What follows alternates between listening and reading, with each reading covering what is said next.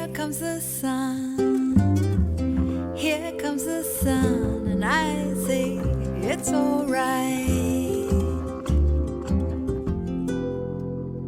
And this album alone, right? You've got Steely Dan, Joni Mitchell, the Beatles, Leonard Cohen, and you are just both tremendous at taking a contemporary song and interpreting it within the jazz context. What makes a successful rendition of a popular song, but within jazz parameters?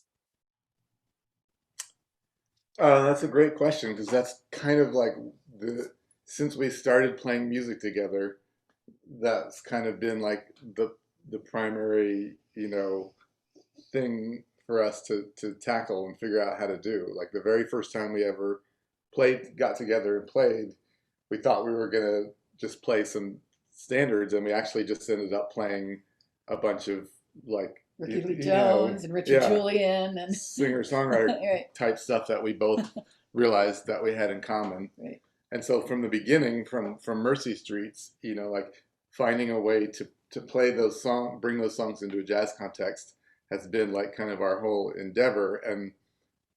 And to me, for me, the thing that makes something feel like jazz or not feel like jazz isn't really like, the chord qualities or the complexity or those things. It's actually like pop music is basically played in like chunks. It's like there's an intro that has like a figure, and then there's a verse that has a new figure, and then maybe the second verse is a variation on the first figure. Everything, the evolution of the song happens in these kind of blocks. And that's kind of the art of it, is crafting the sequence of blocks that's satisfying and effective.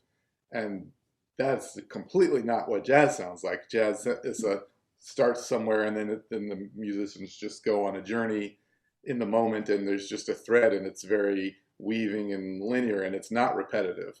So that's the thing, more so than the actual, like the things that people often think of, like the chord voicings or the chromatic melodies. Those are factors too, but ultimately the thing that makes something feel and sound like jazz to me is that open-ended unfolding of the song that's not in a repetitive block-oriented thing. But at the same time, when you do a jazz version of a pop song, you don't want the vibe of the song to just disappear and for all of a sudden to just sound like a jazz song with simpler chords. That's not satisfying either.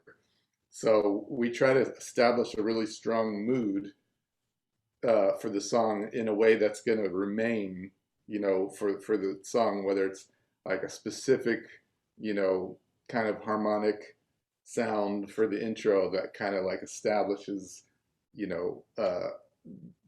like a cinematic mood just like you would do if you were making a soundtrack, something that evokes a mood, and then we're going to kind of stay in that mood even as we improvise.